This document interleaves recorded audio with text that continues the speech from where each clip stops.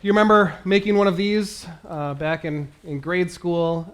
You had the opportunity to make a little box for the other people in your classroom to put little Valentines in.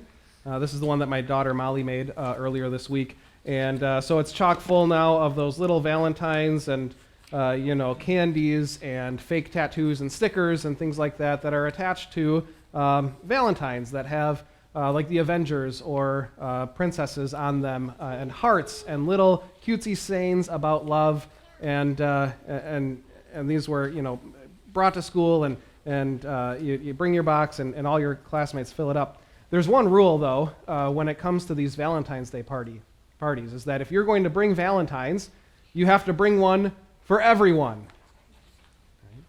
You have to bring one for everybody if you're going to participate. And that's a good rule to have in place so that nobody feels left out, because we all know what human nature is like.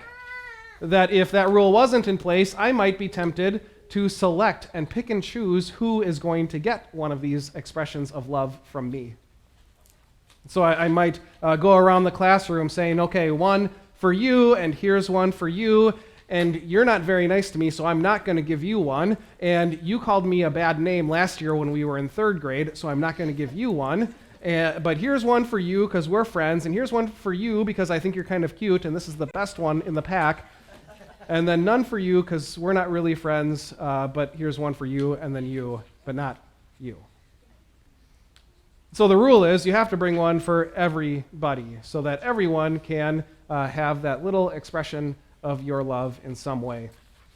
It's interesting that just a few days after Valentine's Day, then we are talking about love here in church. Jesus is teaching us something about love.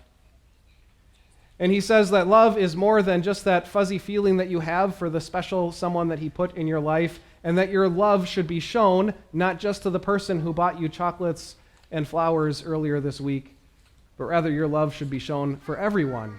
He is setting a rule in place that in his kingdom, you don't just show love to people who love you in return, or even people who are kind to you.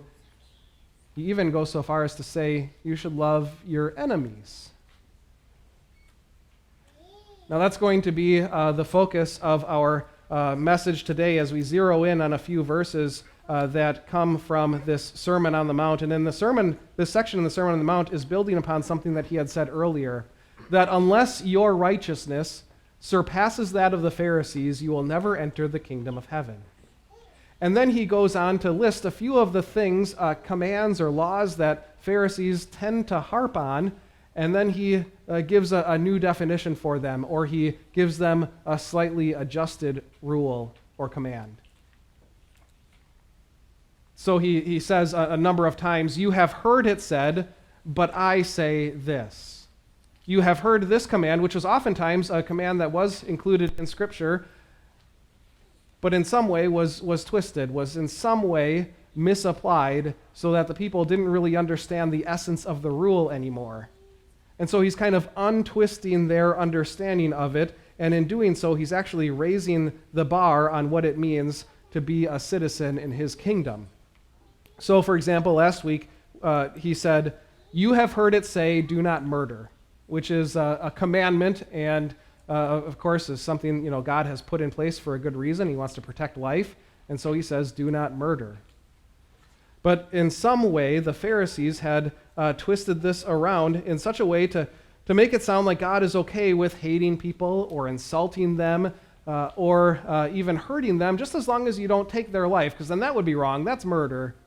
But anything short of that is just fine. And Jesus says, no, actually, it's the name-calling and the hatred that is wrong, too. It's not just about the actions. It's also about the words and the thoughts behind them. For example, he says the same thing about the sixth commandment, right? You have heard it said, do not commit adultery, but I say this. Adultery isn't just about the act between two people who are cheating on their spouses. Instead, adultery is about all sexual immorality, even the thoughts. And so he clarifies the intent behind the law, and in doing so, he actually raises the bar for what it means to be righteous. Your righteousness must surpass that of the Pharisees. And today he does that again. as we look at a couple more "you have heard, but I say" statements, and as we do, we see Jesus raise the bar on love. To love your enemies means that we resist the urge for revenge and that we imitate the love of God.